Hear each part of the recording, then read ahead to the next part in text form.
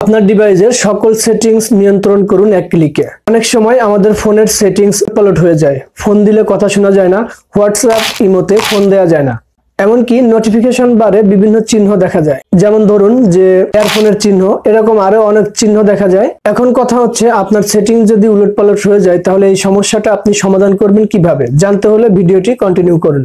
যারা Facebook page থেকে ভিডিওটি দেখছেন পেজটিকে ফলো করুন এবং যারা ইউটিউব চ্যানেল থেকে দেখছেন চ্যানেলটিকে সাবস্ক্রাইব করুন।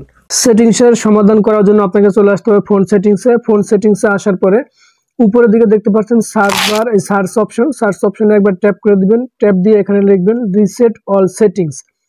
রিসেট অল সেটিংস লিখে সার্চ করবেন। সার্চ করার পরে এখানে দেখতে পাচ্ছেন রিসেট অল সেটিংস নামক একটি সেটিংস আসছে, এটাতে ট্যাপ করে দিবেন।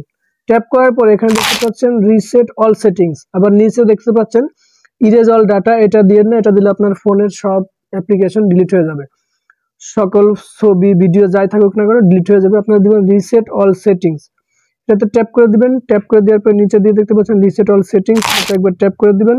এখানে আপনার ফোনের পিনটা দিবেন। পিন রিসেট অল সেটিংসে ট্যাপ করার পরে আপনার ফোনটা দেখতে পাচ্ছেন এখানে রিস্টোরিং, অর্থাৎ আপনার ফোনের আগের যে সকল সেটিংস ছিল সব সেটিংস রিসেটিং হয়ে যাবে। আপনি রিসেট অল সেটিংস করার পরে, রিসেট অল সেটিংস দেওয়ার পরে আপনার ফোনটা রিস্টার্ট নেবে। রিস্টার্ট নেওয়ার পরে দেখবেন যে আপনার ফোনটা যখন নতুন কিনেন যেরকম থাকে ঠিক ওই রকম হয়ে যাবে, আগের কোনো সেটিংস থাকবে না, কিন্তু আপনার অ্যাপ্লিকেশনগুলো থেকে যাবে।